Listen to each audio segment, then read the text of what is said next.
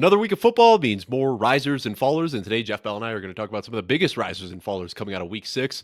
Disclaimer, as I always do at the top of this show, these are going to be rest of season risers and fallers coming directly from my article. So not really redraft, not really dynasty, kind of a blend of the two, but a good jumping off point for some discussions on these players. And Jeff, this guy has been a riser, I think, every single week that I have done this series so far. Drake Maye has just looked great. And we talked about him last week, coming out of that Buffalo game, had kind of entrenched himself as like a legitimate NFL quarterback. Now he comes out again, just throwing dots all over the field, connecting deep on 3 touchdowns, 1 to Demario Douglas, 2 to Kayshon Boutte. This guy has just consistently been providing us 20 plus fantasy points seemingly every single week. Where are we looking at this guy when we're looking at the dynasty landscape and trying to fit him in with all the other quarterbacks? This is always a good reminder that I need to update my dynasty ranks, but Lamar Jackson, Jaden Daniels, Josh Allen, and then after that, probably Drake Maye and Caleb Williams, right? Yeah, but let's look at it though. So would you rather have Lamar Jackson or Drake Maye right now in dynasty? I think I'd still rather have Lamar Jackson, and I get what you're saying. I can understand why. Like I think it's a great tier down. Like if you've got Lamar Jackson and you could move to Drake Maye, and you're probably still getting a first round pick on top of that. I mean that's a great deal right there if you could pull that off. Yeah, and that's the real question on it of how much longer can you make that flip? Like how much longer can you turn a Josh Allen or a Lamar Jackson into a Drake Maye before you can't do it anymore? And that's probably the real conversation on Drake Maye in Dynasty, because we know it will happen. It's unless Drake Maye's play falls off considerably, age is just going to add more onto Lamar Jackson and Josh Allen. And the way that we've seen Drake Maye start this season through 6 games, and really it's been kind of through the last 5 games, because week 1 was a little bit quieter, that he's been, I think, his quarterback 3 over the last 5 games. And so the question on these guys of like a Drake Maye, or you see it with Caleb Williams, is how much longer can you flip Lamar Jackson for a Drake Maye? And I think that truly that's the way that you, to dive into the dynasty theory on it, I feel like that's truly the way that you play dynasty. Like basically you ride the Lamar Jackson of like getting the more points up into the point where you can flip him for Drake Maye and plus something. And then you make that flip and then you just continue to cycle it, is how, if you're aggressively managing your dynasty leagues, that's how you should be playing it. Now, is it crazy to say that like I'm more excited to see Drake Maye doing this in year 2 than I am in year 1? Because we see this all the time. These rookies come out, they excite us in year 1, and then they have that big time sophomore slump. I think for me, like this shows a little bit of stickiness, that this is more real, that like he's coming out in year 2 after already having a very promising rookie season, building off that in year 2. That is not something that we see all the time. And that to me adds some legitimacy to what we're seeing from Drake Maye so far. Yeah, and that's the other part of the conversation on like the Lamar Jackson of you're seeing that development, you're seeing a new offensive scheme, and how many times do we see a new offensive scheme means the quarterback's going to take a step back. Right. It's not only not taking a step back, it's pushed him forward, and that's where I would make the argument that already you probably should be valued more than Lamar Jackson or those types of players. So what about Jaden Daniels then? We talked about Jaden Daniels as being our QB1 in the offseason and, has dealt with some injuries. We haven't seen quite the same success from Jaden Daniels that we saw last year. So in a vacuum, Jaden Daniels or Drake Maye, who would you prefer at this point? In a vacuum, who would I prefer at this point? In a vacuum, I'm still probably going to go with Jaden Daniels just because of having the full year, but I think it's a very fair and valid consideration argument. I mean, Jaden Daniels is not healthy right now. I think 100%. It's part of it. And then he's not healthy right now. No rushing since he's come back.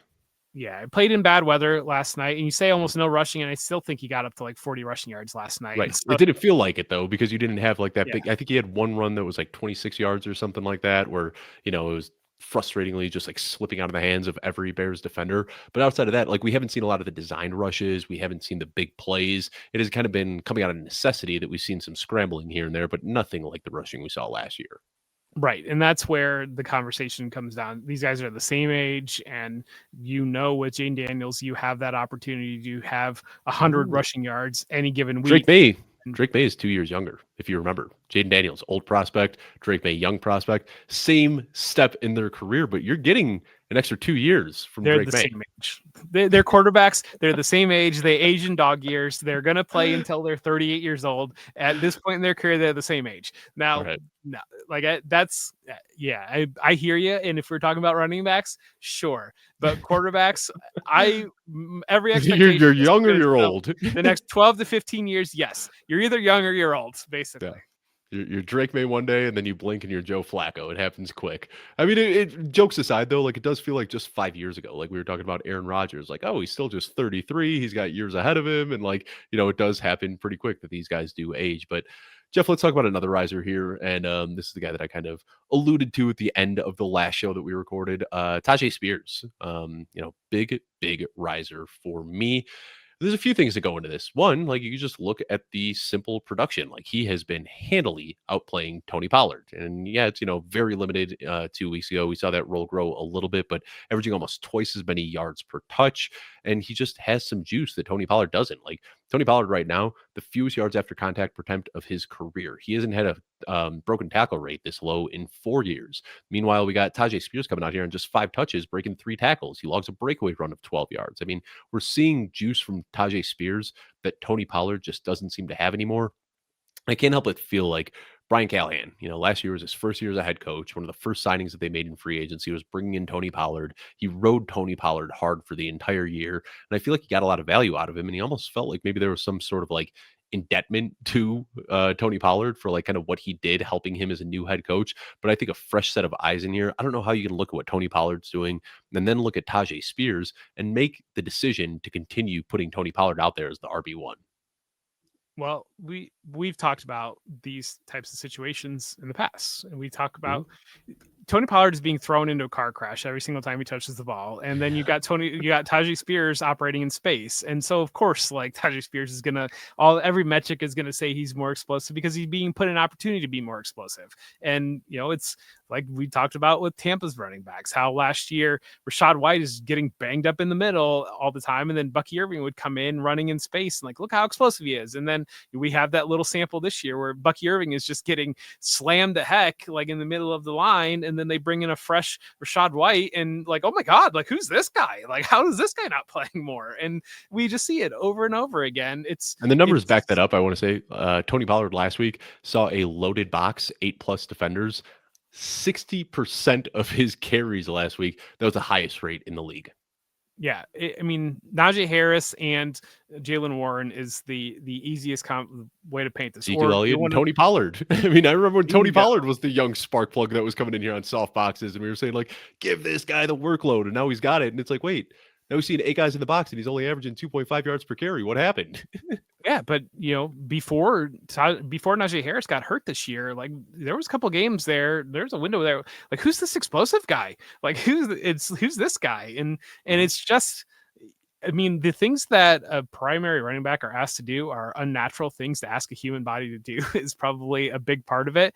And we talked in the usage show that we aired yesterday about how interesting it is of what the Falcons are doing with Bijan Robinson and Tyler Algier. Whereas I feel like the Falcons are actively like looking at this and treating Bijan Robinson as the bell cow, but also not removing him from the primary role while also having some of these brutalization carries going to Tyler Algier and fitting that within the natural flow of the offense. And so I think that they're doing a good job with that. I think the Lions are kind of at a place now where we're seeing, we did see the David Montgomery game in Cincinnati. That was kind of a false flag on what we've seen from this Lions offense. And we called it out before that game of what we'd seen the usage with David Montgomery. And now a couple games removed from that, you're starting to see, or like game removed from that against the Chiefs, we were back to that situation where David Montgomery was just kind of more of a change of the pace that got slammed into the middle. And then Jahmyr Gibbs was utilized more, use him in space, and have that be the feature back role. And I think that that's the direction that you're headed with the Titans, where you want Tyjae Spears, you want to grab it. It seems to me like the climate is like regressive on Tyjae Spears now from what I've seen out of a couple of tweets. And so maybe that window didn't even have a chance to open and close before that closed. But because of what Tony Pollard does, it allows Tyjae Spears to do what Tyjae Spears does. I agree with you to an extent there, definitely. And you talk about like this year we have seen a big change in Jameer Gibbs and David Montgomery. David Montgomery is now getting fewer touches. And if you look, David Montgomery has the better efficiency metrics than Jameer Gibbs does. It's almost like when you're handling the ball 20 plus times per game, it's hard to rip off big plays. And when you're Devon Achane as a rookie coming in for 8 touches a game, you could rip off these big explosive plays. And then you get 22 carries a game. And all of a sudden, those explosive plays just completely disappear. And not to get off on too much of a tangent, but I was looking at that the other day. Like the big play rate for Devon Achane, 10 plus yards. He was doing that on over 20% of his rushing attempts as a rookie. 10% last year, 13% this year. And the only thing that's changed is that he's getting more workload. It's just when you're taking all of those touches, it slows down your ability to rip off those chunk plays. But Jeff, There's that, but also you're being asked to do a different job though too, because you're being asked largely to stay ahead of the chains to make the ball moving, and so you're being asked to minimize the losses, and you're being asked to get what you can get at some level. And if you're taking to coaching and if you're taking to your role, you're not trying to hit the home run every single time. You're just trying to get what you can get. And because you're not trying to hit the home run every time, that's where you're not hitting it as often. Right. I want to talk about another riser here, Jeff, and I got to admit this one feels a little bit like a trap, and it's not because I'm anchoring myself down to my pre-draft biases here, but George Pickens, we have seen right now, he's the wide receiver 3 in fantasy. He is absolutely crushing it, but so much of what he's done this year hasn't really, his role is very similar to what it's been in years past. Like he is still 32nd in target share, just pulling 20.1% of his team's targets, which is pretty much what he's done throughout his entire career. Yards per catch isn't all that different. I mean, all we're really seeing is a much more high volume offense. So he's the player he's always been, but with CeeDee Lamb out of the picture right now, with this bad Dallas offense or bad Dallas defense, they are forced into game scripts where they have to throw the ball a lot. And we're seeing a career high touchdown rate for George Pickens. So I can't not talk about him as a riser because he's a wide receiver 3 in fantasy right now, and he's scoring a touchdown seemingly every single week. But does this feel like one where the helium could kind of pop at some point and George Pickens can come crashing down? Or do you think that he's just broken out at this point? Do you think George Pickens' talent supports what George Pickens has been doing? I think that he's a very good athlete, but like right now, it's unbelievable. Like he's tied for the team or for the league lead in touchdowns. His EPA right now, Jeff, is 58. That is higher than any other wide receiver. Like I think he's a good wide receiver, but right now he is performing like the best wide receiver in football. And I don't know if that's the player that I see when I look at George Pickens. Do you think Dallas's defense is going to get better? This year, no. Next year, maybe, and 2 years from now, maybe. And I think that's what I'm getting at. This is the dynasty show here. Like if we're talking this year, I think you just keep looking at George Pickens as like a plug and play high end wide receiver too. Yes, but in dynasty, it feels right now like he is running red hot, and this isn't something I expect him to maintain year after year after year after year. But I think there's a lot of people right now that are going to say like, cat's out of the bag. George Pickens, high-end wide receiver 1, it's finally here. And I feel like in Dynasty, I'm willing to cash in, and redraft, I'm willing to just let it ride and just enjoy George Pickens while I've got it. Are you going to take targets away from George Pickens or from Jake Ferguson when CeeDee Lamb returns? Probably a little bit of both. I don't think that's like a clear black and white answer. I think that we see Jalen Tolbert probably get like 2 to 3 targets less per game. We probably see Jake Ferguson. I mean, Jake Ferguson was leading the league in targets prior to CeeDee Lamb's injury. Like Jake Ferguson was already a big part of this offense. I think what happens is we'll probably see like a target per game shaved from George Pickens, a target per game shaved from Ferguson, 3 targets per game shaved off of Jalen Tolbert, and then any mess around with Ryan Flournoy or anything like that is just going to be completely gone. So I think when CeeDee Lamb's back, we'll see a little dip in Pickens' target volume. Bengals a terrible defense, high end passing offense. We've seen them support 2 wide receiver 1s. We've seen them support the overall wide receiver 1 while also supporting a fantasy wide receiver 1. I just feel like from what we've seen from Pickens, it matches with his talent. I don't think there's anything fluky when I watch what George Pickens is doing. I think George Pickens is doing the best version of what George Pickens can do, but he's not doing what George Pickens can do. I don't know that you're continuing to have the level of volume that is going to Jake Ferguson. And even, I mean, last week we didn't have the level of volume that went to Jake Ferguson. I mean, you've got Ryan Flournoy that has stepped up with some high volume games. Joe Tolbert getting 6 targets here. My argument is that the environment's not going to change, and it's really not that different than what we've seen from Cincinnati the last couple of years.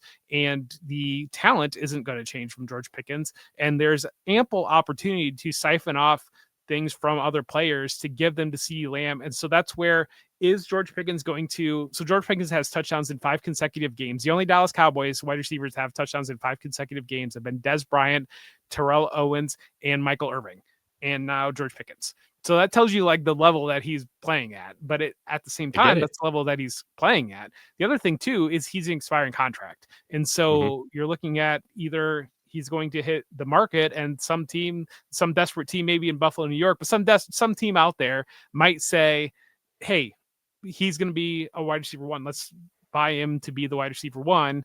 And so you've got that potential argument, or you've got it really reminds me a lot of T. Higgins. A lot. I was going to say, and I think that's perfect. And you talk about like last year, T. Higgins was a wide receiver 1. T. Higgins missed a handful of games, so he was a wide receiver 1 on a per game basis. T. Higgins was pacing for 15 touchdowns in a 17-game season last year. And that's exactly what George Pickens is doing right now. So I think that's kind of where it's at. Like, if you can hit that year where you capture lightning in a bottle and the touchdowns are happening, yeah, it's awesome. But the reality is, when you look at what T. Higgins has done historically throughout his career, he's not a wide receiver 1. His best season ever was his rookie year, where he didn't even eclipse 1,100 yards. And sure, a lot of that's been injury related. Pickens has also dealt with injuries himself, but like, I don't see T. Higgins as a wide receiver 1. I see T. Higgins as kind of a middling wide receiver 2. And that's where I'm looking at George Pickens as well, even though right now in the score sheet, he is the wide receiver 3.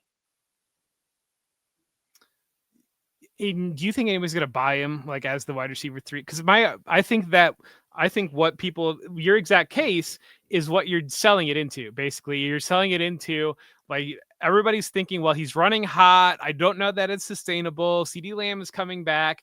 That's the environment that you're selling it into. And that's where, like, if you were to buy in, like maybe almost you're getting the wide receiver 3 right now at a discount, arguably. Like, I think that if you were to buy into it, because so many people probably think that the air is going to go out of the bubble once we see CeeDee Lamb come back. We had one game with the Eagles where George Pickens didn't do anything with CeeDee Lamb, and we know how definitive one game samples of 2 players being in the lineup at the same time definitely will tell you exactly what George Pickens' role will be with CeeDee Lamb. And so I think that you can make the argument that the talent won't change, the environment won't change, the opportunity will change a little bit, but I don't think will change drastically. And so that's where I feel like if we're viewing George Pickens as you must sell him now in this window of time to capitalize max value, well, why don't I just buy him right now? Because you're coming to me as a desperate seller is how I'm viewing it. I'll throw some names out here right now. These are guys that are within 1,000 value points of George Pickens. So first, we'll start with the guys that are ranked like just a couple spots ahead of George Pickens. That's not the real world, though. Like, all right, maybe not, but I mean, this is how the market is reacting right now. These are the guys ranked directly ahead of George Pickens. You ready? Brian Thomas Jr., Garrett Wilson, Rashee Rice, Ladd McConkey, Marvin Harrison.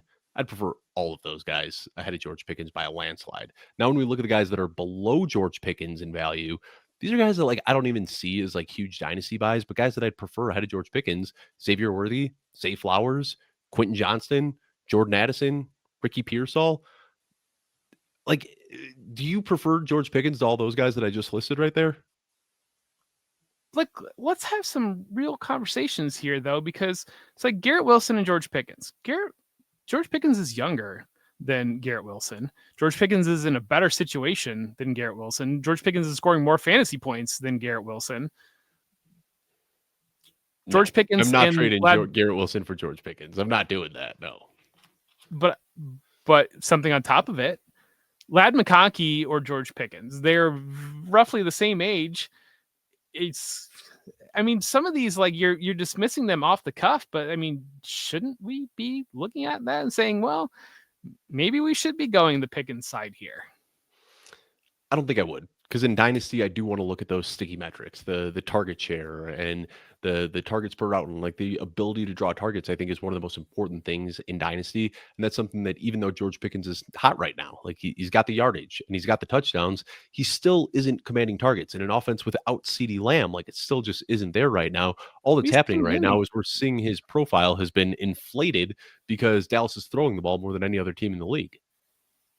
but do you not expect him to throw the ball more than any other team in the league? Is my question, because For the rest I of this understand. year, yes, I do. But I don't know what happens next year. What happens when George Pickens ends up in another low volume offense and then he's exactly the player that he was last year in Pittsburgh? What happens when But he what ends up where he's playing a number two to somebody else's number one? Like there's a lot of ways that this can break not in his favor. Like if he were to sign a 5-year extension with the Dallas Cowboys today, yes, I'd move him up in my rankings. But I think that right now, what we're seeing is more of a product of him being a part of the Dallas Cowboys offense than it is just George Pickens being awesome.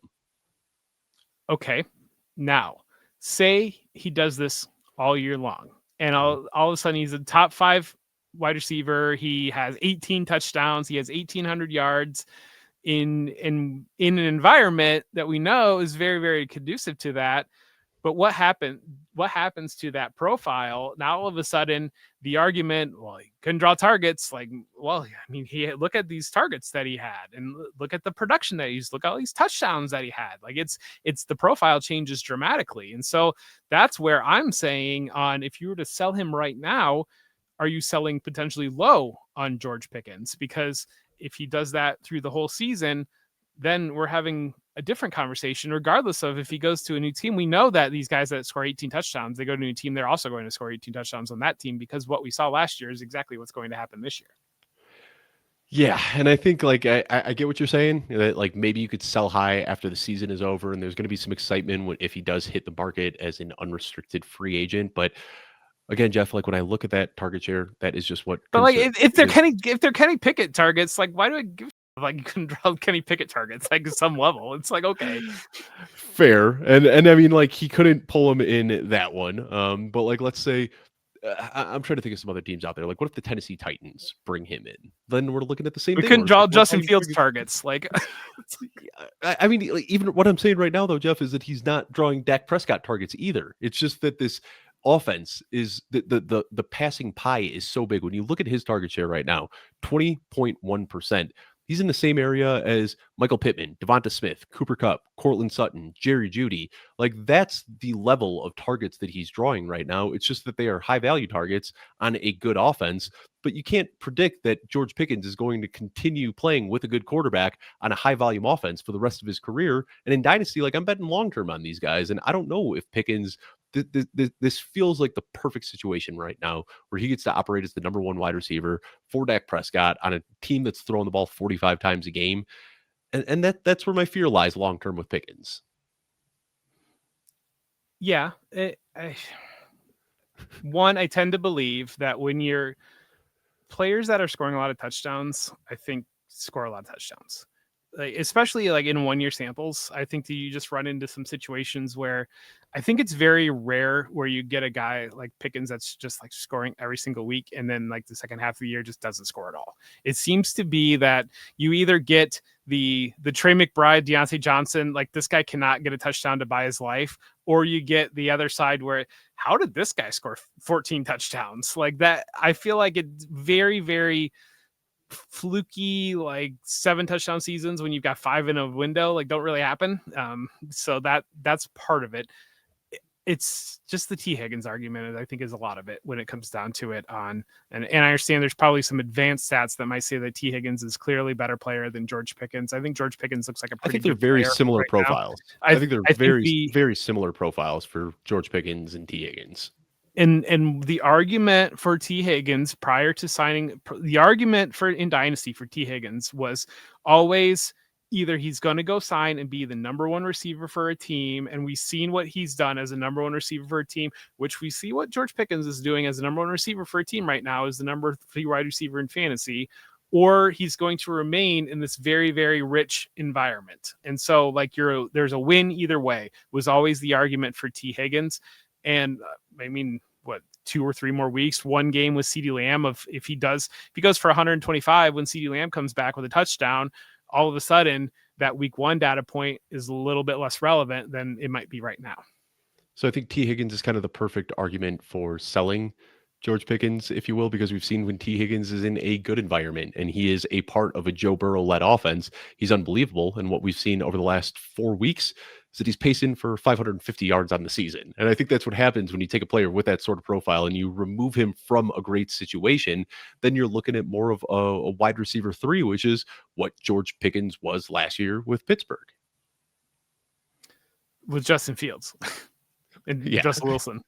Exactly. Yeah. I mean, it was bad, but that's what I'm saying. Like, situations can get bad for these guys, and that's why I'm tentative to trade George Pickens away for some of these guys that I think might have slightly safer long-term profiles. But enough George Pickens talk. Let's talk about DK Metcalf, another guy who is trending up right now, and we are seeing right now, speaking of target share, career high in target share for DK Metcalf. But not only that, it's really been like the story of this season. Through each of the 5 games, we've seen DK Metcalf just look like a better and better and better player. Like week 1, every one of his targets was just coming right at the line of scrimmage. In week 2, we saw him start to run downfield a little bit more. Week 4, we saw the big blow-up game. And then last week in week 3, we saw him continuing to run these downfield targets. So I don't know if this was just like a timing thing, like it took some time for DK Metcalf and Aaron Rodgers to get on the same page, but it seems like they're there now. And now DK Metcalf is starting to look like a high-end wide receiver 2 rather than the low-volume wide receiver 3 he was looking like earlier in the year. This is you're like trying to trigger every part of me here because I'm trying to find on the list here of where is DK Metcalf targets, because like you just told me he's drawing targets, target share, but like I did a search here on the top 50 target fans, like top 50 receivers, and DK Metcalf didn't come up in my. I think I'm 56th in the league in targets, 31 targets. And I know he had a bye week, but so you're just telling me that DK Metcalf's drawing target. He's got 31 targets, but you're telling me that George Pickens has 48 targets. George Pickens is not drawing targets. I mean, he's got 48 targets, but DK Metcalf is drawing targets and he's got 31 targets. Yeah, and we got the bye week in there, Jeff. I mean, he's really at like 38 targets if we run that extrapolation for the bye week that he mixed, which... So one player has 48 targets, but he's not getting any targets. And one player has 38 targets, but he's getting a lot of targets. Well, these are different offenses. This is what I'm saying, Jeff. Like, the Pittsburgh Steelers are a very low volume offense. The Dallas Cowboys are a very high volume offense. So right now what DK Metcalf is doing, to me, is stickier long-term than what George Pickens is doing. I mean, like, DK Metcalf is also scoring touches. Jeff, I'm talking about both of these guys as risers. Like, I'm not sitting here saying that George Pickens is a bad player, and I'm not saying that, DK Metcalf is a stud by any means. Like, I've got George Pickens ahead of DK Metcalf in my rankings. I'm not going to sit here and make an argument for DK Metcalf over George Pickens. I think both of these guys are trending up. I just think that people are more willing to react to the boom from George Pickens, where I think that DK Metcalf right now, because he's a little bit older, people aren't going to get quite as excited. If you're asking me who I'd rather buy right now, given the opportunity cost, I'd rather buy DK Metcalf, who's going to come at a fraction of the cost than George Pickens would. But he's going to get half the opportunities, but he's drawing more. But yeah, it's just triggering me because like, we're playing a volume-based game is a lot of it. And I think that we need to look at environments and say, well, one team's going to throw the ball 45 times per game, and one team's going to throw the ball 25 times per game. And while the percentage metrics might go to the guy that is playing on the offense that's throwing the ball 25 times per game, at the end of the day, the guy that is going to have more of the things that give you points is playing on the one that's throwing the ball 45 times a game. So like that's just where neither here nor there. It's just a triggering thing for me. Here's the thing is, I like DK Metcalf quite a bit. I've been on him the whole time. So yes, when we're talking dynasty, I think the difference is I'm willing to chase these wide receiver 3s, like where DK Metcalf is right now, like ranked outside of the top 30, I believe. Let me double check real quickly. All right, the wide receiver 26. So yeah, he's a wide receiver 3 right now in dynasty. Those guys are going to come much cheaper than George Pickens right now, who is not only currently ranked as the wide receiver 18, but also moving up quickly. And I think that's the difference is like DK Metcalf isn't going to cost you a lot in Dynasty. You can get good production from him. George Pickens is going to cost you a ton in Dynasty. And it feels like the rug can get pulled out from under you after this season. Yeah, that's interesting because it surprises me a little bit, but like DK Metcalf's value hasn't moved. Like in the last, so let's see, it dropped. When did it drop? It dropped last November. Last November into December, it dropped, and it has not moved. That was when he was hurt. Yeah. That was when he was dealing with that injury last year, and it's been stagnant ever since. Meanwhile, you look at George Pickens, and it looks like an Enron chart. Yeah, DK Metcalf's value hasn't really, but I do feel like what you're paying now for DK Metcalf, do you actually think in a league you're paying the same thing for DK Metcalf as you would have been paying in April or in June? Because like I don't, despite what the chart tells me, I don't think you're paying the same thing that you would be paying in June at this point with DK Metcalf, even if his value, quote unquote, has not risen in terms of that. I think you're getting a lot of people that are seeing now like proof of concept on DK Metcalf. We're seeing, DK Metcalf touchdowns in 4 consecutive games. The Antonio Brown holds the record with 8 consecutive games for the Steelers for receiving touchdowns. So DK Metcalf halfway to that record. You're starting to see the rapport grow with Aaron Rodgers. And I did the roundtable for Matt Waldman last week, and Matt said, just who's a player that you think is going to be a riser in fantasy? And they said, coming off the bye, now that they've got some time to put things together, I think DK Metcalf's going to be a big riser in fantasy. And we saw against the Browns, he comes out, scores a touchdown against a good, strong defense. He's got his schedule coming up is wide open in terms of passing defenses that he's going against. I think it's something like the 7 of the next 8 matchups. All those teams are in the top half of fantasy points allowed to the wide receiver. So I'm here with you on DK Metcalf, even if he is getting targets and George Pickens is not getting targets. I think there's the age of it all too, is like, people are going to see George Pickens is still younger and that he's a rising talent. I think a lot of people, when they see DK Metcalf about to turn 28 years old, catching 4 touchdowns in 4 straight weeks, they're going to say, well, this is my buy window. This is my opportunity to get out on an aging wide receiver. Yeah. And I think that's why there might actually that's why it doesn't surprise me all that much, because it's very rare to see, you need to have a Cooper Kupp type of season to gain value once you're at DK Metcalf's age. We very, very rarely see that happen. So I think once you see these wide receivers turn 27, 28, 29 years old, most dynasty managers are just praying for a buy window to open so they can get out from under him and they can go, tier down to a younger guy. So I think there might actually be more of an opportunity to buy DK Metcalf. But again, this is these are all the rises that we're talking about here. He's looked good, and that's really what it comes down to, is that we're seeing him used in different ways. 45 yards per game through the first 2 games. He's averaging 110.5 yards per game over the last 2.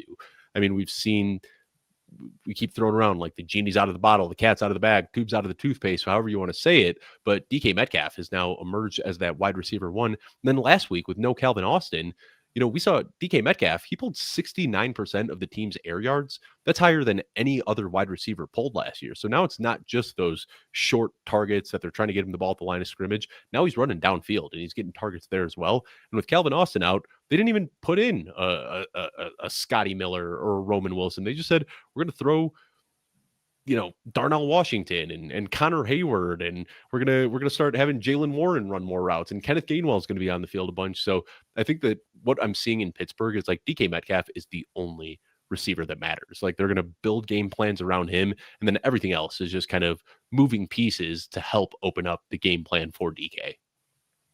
Yeah, and there was a note that they're exploring the wide receiver trade market. So that's maybe George Pickens. They can go trade for George Pickens, but no, it's I think there are a lot of wide receivers that seem like would be pretty natural fits there, and the gross end of your guy Allen Lazard, but also you could look at maybe I think Allen Lazard is the absolute. Yeah, I think Allen Lazard is almost assuredly going to be a Pittsburgh Steeler in the next couple of weeks.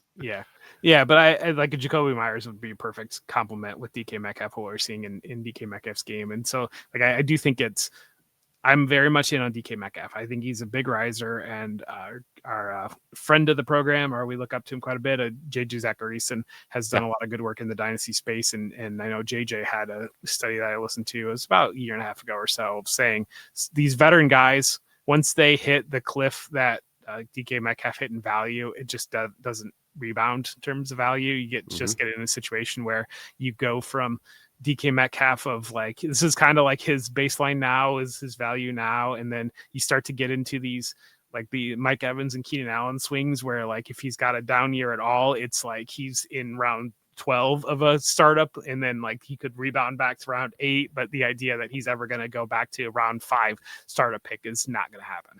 Yeah. And I mean, I'm looking right now and I went back like, just because he was right next to DK Metcalf, I decided to click on Devontae Adams, who has done like nothing but churn out wide receiver 1 weeks, week after week after week after week. And since the 2021 season, it has just been a steady decline in his value. And nothing about his game is declined. Like it's still Devontae Adams. He's still out here doing the same thing. But this is like, going on year 5 now of him just like, there's nothing that's ever going to happen that's going to make Devontae Adams rebound in value just because he's old. And dynasty managers don't like old players. But enough about old players. Let's talk about a fun young player, Jeff. Matthew Golden. We saw the post-buy bump that we had hoped for.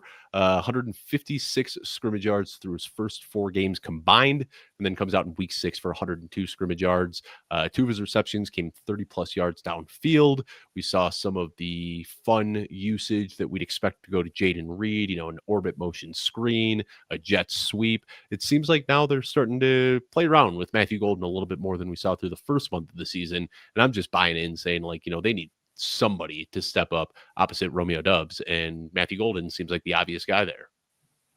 He does. And I think definitely in terms of targets and the Dontavian Wicks, it seemed to me like he lost his opportunity because Malik Heath outran him this past week. And so I think you saw that situation where last year, regardless of who was out, Wicks would be that player that they would plug in, and he would basically be a starter if the other 3 receivers are out.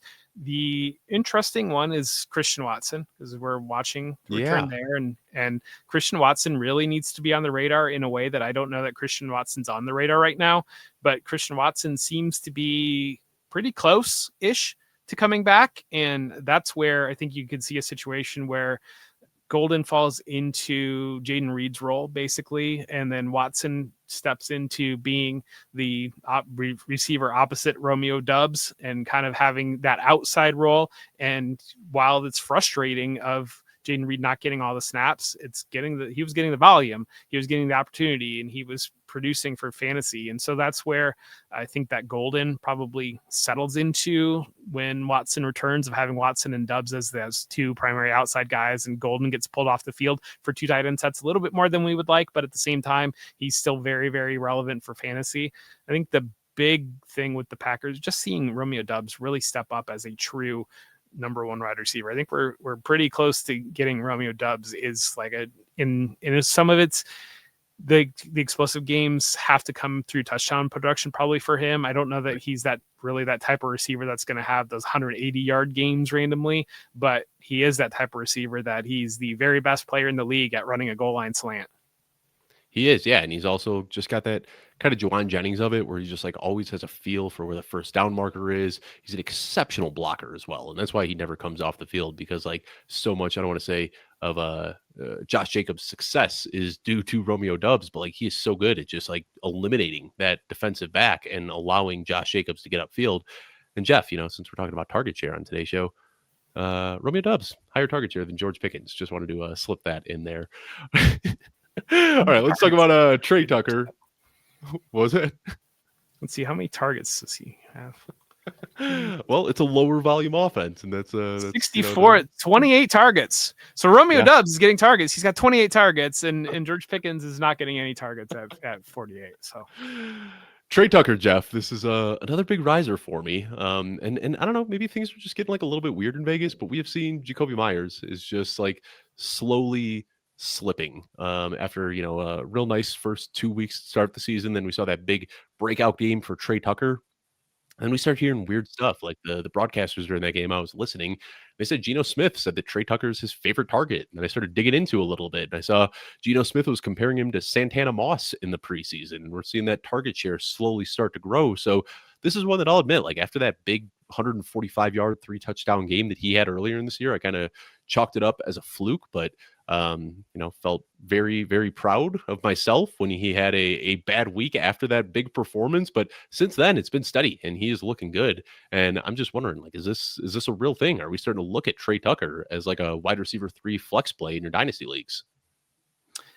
Yeah, so the comparison that I saw was him comparing him to Tyler Lockett, but Santana Moss makes sense too. But we are so, I don't know. I feel like we get so in our mind that Tre Tucker is not a good player. Like we've decided that Tre Right. Tucker is not a good player because he didn't do anything as a rookie, so he didn't immediately break out. So Tre Tucker is not a good player, and he had one good week. That was a fluke. So but it's like when you're roasting dudes in the NFL regularly and you're getting open, and that's where you get like a Tyler Lockett that goes from being like didn't really do much as a rookie. And all of a sudden he kind of just carves out a little bit of a role. And now all of a sudden, oh, by the way, he's a top 20 receiver every single year in fantasy. And so Mhm. I think that that's where, when you can recognize that and can be aggressive on that in the market, and because Tre Tucker's probably not on waivers on very many deep dynasty leagues anymore. He's probably not on waivers on a lot of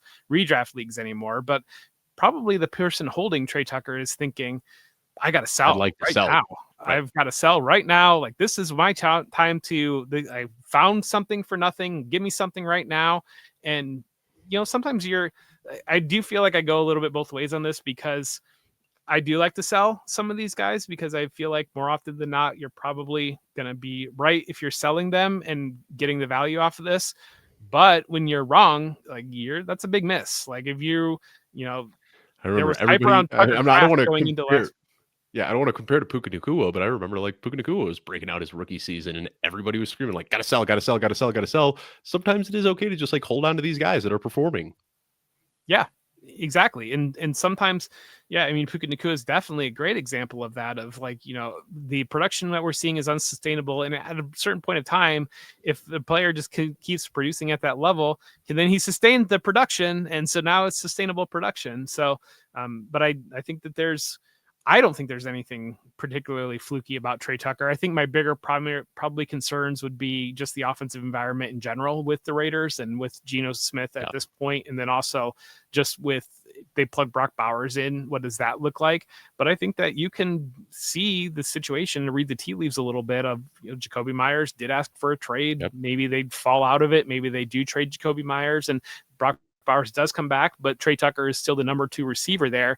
I mean, Tre Tucker is the type that you can work Jack Besh and Dante Thornton around. Like you can mold Tre Tucker around those types of players, because he can bring just a lot of versatility in his game. And it's we talk about Tyler Lockett, we talk about Santana Moss, Josh Downs, I feel like is kind of the player that it reminds me of a little bit of. Mhm. Like there's a lot of things to like in Tre Tucker's game.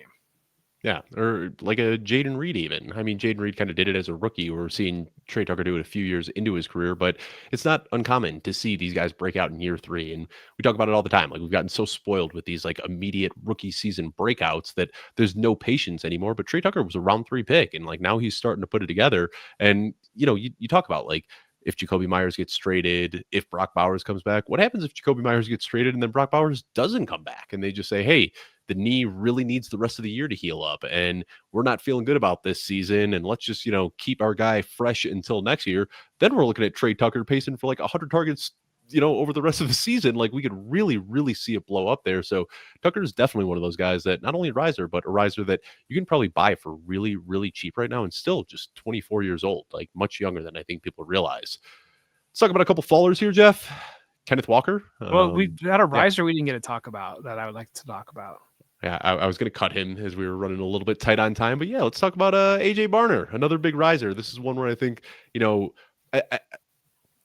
we see this so often, like the rookie fever, and everybody is reasonably. You should be excited for Elijah Arroyo. He's a good prospect and he's a lot of fun, but we're seeing the same thing right now with Olamide Zaccheaus and Luther Burden, where everyone says that like, Zaccheaus is just keeping his seat warm for him to take the job. And I think that's how everybody's looking at AJ Barner right now as well, is like, sure, AJ Barner or whatever, it's cool, but like he's just keeping that seat warm and it's only a matter of time before Elijah Arroyo breaks out. But What if that's not the case? Like, what if AJ Barner is just the guy here, like the guy who has been performing well, making big plays, breaking tackles, scoring touchdowns, everything that you want to see from a tight end in a Kubiak offense? And it's not just Clint Kubiak either. Like, you can go back to the Gary Kubiak days, and we can talk about Owen Daniels and Antonio Gates and all of these other tight ends. Like, it's a part of the Kubiak offense is to have this versatile pass catching tight end, and I feel like that's what they found in AJ Barner.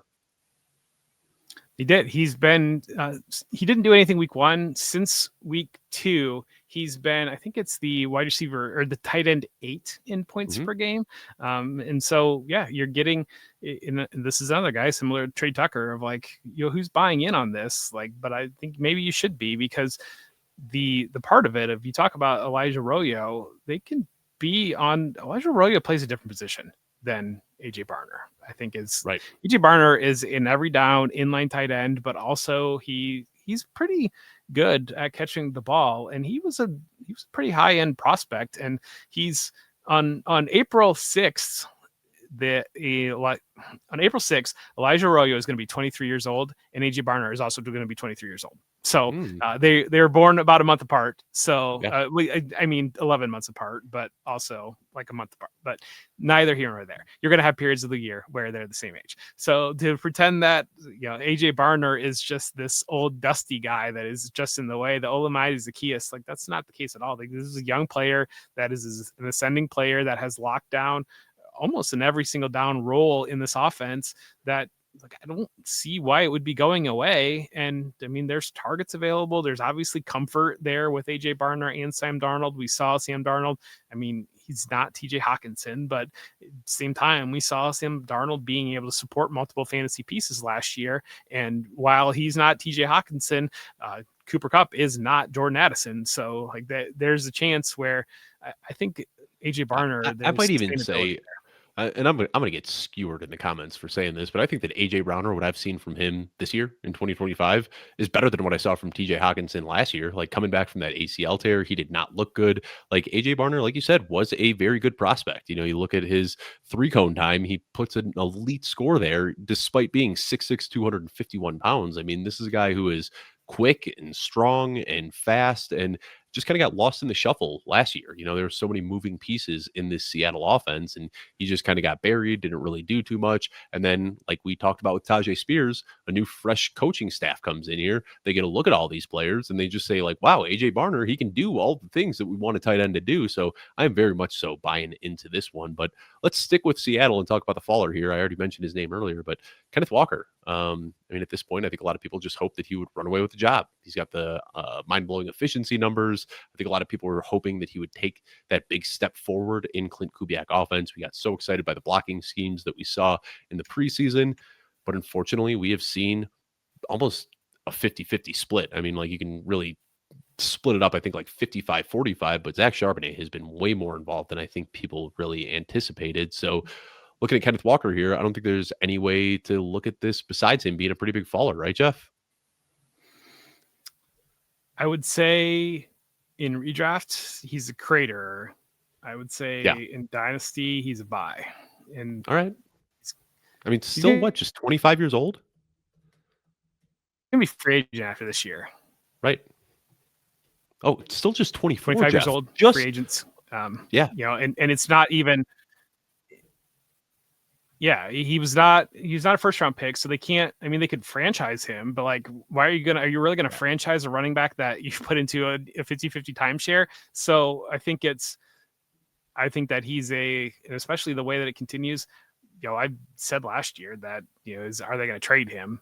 But they're a good football team. I don't think they're going to trade him now at this point. I think they have aspirations of that they can accomplish some things, and I think they probably feel pretty good about nailing the Sam Darnold signing. So I don't think that they will trade Kenneth Walker at this point, but in Dynasty, I definitely think that Kenneth Walker is a buy because and you look at some like rebuilding situations or a team that, maybe you're struggling this year.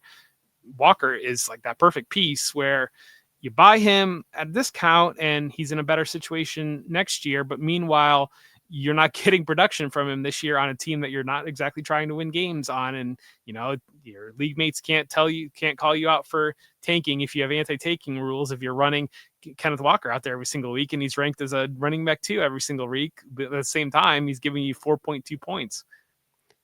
Yeah, and I'm looking right now, Kenneth Walker, like his value really took a nosedive after week 1 when Zach Charbonnet was very involved. And then Zach Charbonnet picked up an injury. His value rebounded right back to where it was when Kenneth Walker got that start. And it has just been a slow and steady decline since. So I think this is one of those, like, do you see a world? I think this is probably the best conversation to have because it, dictates whether you want to buy now or whether you want to wait to buy. Do you think that like they just come out one of these weeks and say, hey, we're going to give Kenneth Walker the workload? Like he's getting 80% of the touches here, because if that happens, then we're going to see that value skyrocket again. Or do you think that they just maintain this 50-50 split? Because if it's the latter, I feel like I might just want to wait another month or two and watch that value just continue to dip and then buy for even lower. I mean, the counterpoint to that would be an injury, because an injury can happen at any time. And so like, that's probably more realistic, an injury that creates that situation, than actually a coach. Like actually, I don't see a scenario where the coaches say we're benching Zach Charbonnet unless Charbonnet just starts fumbling it every single time or there is an injury involved there. So I think you're looking at a split, but our good friends at Reddit, I did our Reddit AMA last week, and it's funny, you do the AMAs and you get the same 5 questions over and over again, basically. But Kenneth Walker was one of those ones that everybody was asking, what do I do with Kenneth Walker? And, we did our usage episode. We talked about Chase Brown. Like you just you're holding him, but I would be trying to buy him if you have a very frustrated manager, because it's like you look at the Javonte Williams situation. And I don't think we're not anywhere near where we were with Javonte Williams last year, where everybody decided Javonte Williams was bad. I don't think anybody's deciding that Kenneth Walker's bad. I think they're just frustrated in the situation. But, maybe this is, can you get like flip Travis Etienne for Kenneth Walker and then like maybe get something on top of that or something, kind of some of these, like we'll give you some production, or maybe you're ready to give it up on Breece Hall, and you see Breece Hall and you see the Jets situation potentially being a mess, but at the same time, people still want to buy into Breece Hall, and you're tanking. So you want to flip that for Kenneth Walker and get something on top of that. Just kind of some of those scenarios that you could explore. Last guy I want to talk about here, Jeff, and this one pains me. Justin Fields. I got him marked as a faller in my rest of season rankings. 1, we saw the bad performance. 2, it didn't lead to a lot of fantasy production. But 3, I guess I'll pose this third bullet point as a question. 6 starts so far this year. Or I'm sorry, 5, because he missed one with an injury. 11 games left to go. How many of those 11 games, barring injury, like in this hypothetical world that we're playing in, Justin Fields is healthy for the next 11 games, how many games do you think he starts? How many games do I think he starts? Out of the next 11 through the end of this year. If nothing changes from what we've seen right now, I think he would start 6 more games. And that's like, so you think they could go like just 0-12 and then make a switch, which might be possible. And if he sneaks in, a win or two, I worry.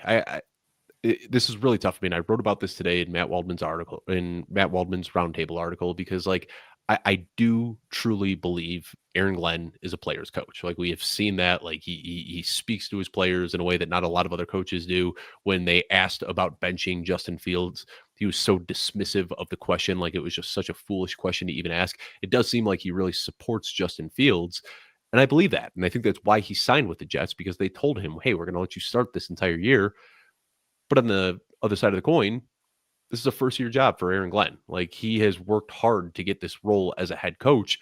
I don't think that he wants to lose that role. And if they continue losing games, his seat gets warmer every single day. So it's really easy to look Justin Fields in the eyes in August and say, yes, you're going to be our starter for the entire season. It's a lot harder to make that decision when you're 0-6, 0-7, 0-12. Who knows how bad this can get? So I think that's where my major fear lies with Fields. We know that when he's on the field, he can give us these huge fantasy games, but we've also seen the bad fantasy games this year, which are pretty uncommon for Justin Fields. And we're seeing him not win at all, which is a lot different than what we saw last year in Pittsburgh. So I'm looking at him as a faller, but I don't really know how much he's falling or what the actionable advice here is. I think I just want to like cathartically kind of talk through this one and make sense of what's going on with Justin Fields right now. I think in terms of, so let's let's rank out 2 years down the line. All the fantasy relevant players on the Jets. Like 2 years down the line, if you were valuing them as the Jets franchise, who's going to be that number one player on that list? Garrett Wilson. Garrett Wilson by a margin. And Right. then, number 2 is, I'd probably I want to say Breece Hall, but it doesn't seem like they value Breece Hall much at all. Like it sounds like Breece Hall probably isn't a part of their 2-year plan. okay, so and maybe it's Mason Taylor. And so like maybe it's either Breece Hall or Mason Taylor, you don't know. Mhm. But you know exactly who number 1 is. And Right. the problem on that is I don't know their relationship, but I would assume that Justin Fields and Garrett Wilson are close on some level, given they played together successfully at Ohio State. And so that's where the benching would be like, you would have to, Garrett Wilson, I feel like if I'm the New York Jets franchise, Garrett Wilson is about the only piece I care about in the offensive skill room at all at this point. It seems like, I mean, I feel like they should be valuing Breece Hall, and then Mason Taylor could definitely it'd be in that conversation. I feel like Garrett Wilson's the Garrett Wilson's the guy that I don't want to piss off, basically, out of like all of it at this point. You've already given him the contract extension. He's the guy that I don't want to make angry. And so if me benching Justin Fields in a lost year is going to make Garrett Wilson angry, I'm probably going to be somewhat hesitant to make that move. And just being realistic about where this year is going. Now, if Garrett Wilson's going to be like, hey, coach, whatever you got to do, like maybe that relationship's not that tight with Justin Fields, or maybe it is this type of situation where Garrett Wilson's like, this is just this bad. Okay, then we're having a different conversation. But if Garrett Wilson's going to come in my office and slam the door, like when I bench Justin Fields, I might be a little bit hesitant in a lost year to bench Justin Fields. So also Garrett Wilson, there's a lot of cloudiness around his knee surgery right now. I've seen some reports saying months, other reports have said weeks. So let's just say like median here, let's say 4 weeks. I mean, there's a good possibility that by the time Garrett Wilson comes back, the team's 0-10. And at that point, Garrett Wilson might just say like, hey, whatever we got to do to get this shit back on track. I don't care who you bench. So like, that's also in play as well. So this is, I feel like this is the Justin Fields ride, right? Like if we wanted to talk about Justin Fields on every single week's Risers and Fallers episode, we probably could, because there's some weeks where it's like, hey, Justin Fields is figuring it out. Like there were points last year in Pittsburgh where it said like, hey, he deserves a starting job. And then there were times this year where like early in the year, it was like, hey, Justin Fields looks pretty good. And then we see the meltdown in Buffalo. And then we see the fantasy production kind of clouds how bad, you talk about it, the hot dog quarterback, like it hasn't been pretty. He's had some really ugly games, but the fantasy production's been there at the end of it. And I think that's another reason I wanted to talk about this, because a lot of people are just going to see, hey, this guy's had 27.5 points in 3 of his 5 starts this year. That doesn't mean that he's been playing good football. Yeah. And I think that watching that Broncos game was like 5-alarm fire, because it feels, I don't know that they were up 4, but it definitely felt like the Broncos said, as long as we're up 4, like this game, we're not going to lose this game. And as long as we don't do something dumb on offense, we're not going to lose this game. And that's where like the concern lies on. It was like disrespectful coaching, if you will. Like Sean Payton was just showing that like, I couldn't care less if Justin Fields gets the ball in his hand. Like, let's just, eat the clock up on a 3 and out and then punt it right back to him down 4. It was weird.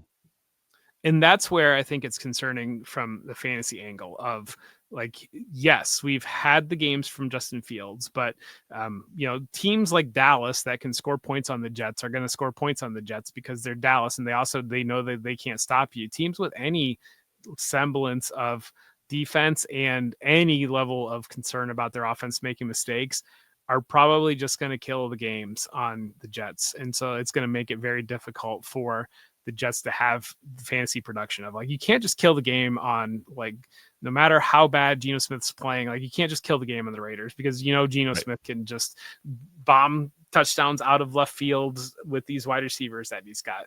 Like there's, especially without Garrett Wilson in the lineup, there is like no threat on this Jets. Like the threat is basically what we saw late in that Miami game, where it's like 4th and 18 and we're running prevent defense. And oh, by the way, Justin Fields just ran at 80 yards. Like that's the sustainability in that is nothing. And especially if without Garrett Wilson in the field, of like in Justin Fields' ability to string together 3 completed passes in a row feels like nothing right now. I don't know. It's really difficult. I'm sure you've seen this stat, Jeff, but Justin Fields has played in 25 games where his defense has allowed 20 plus points. What do you think his record is in those 25 games? 0-25. You knew it. Set you up for it. And yeah, 0-25. I mean, like, and that's it. Like, it almost feels like if you're a team, like you said, like, you don't really have to put your foot on the gas. Like, you can come out, score on that opening drive, and then just be like, all right, well, game's over. Let's just, kick back and until we get double zeros on the clock. Well, that'll do it for today. Jeff and I talking about some risers and fallers coming out of week 6 and a lot of George Pickens talk as well. We'll be back Friday morning to talk about the week 7 upcoming matchups. We talk about every single game, all of the things that we're going to be looking out for, all the injuries to pay attention to, questionable players, inactives, actives, how all of that will be impacted. So tune in right here on YouTube on Friday morning. I don't know if we're going to be doing this one live or pre-recorded, but we'll get it out a little bit earlier than we have the last couple of weeks. I want to thank you so much for tuning in, and we'll see you on Friday.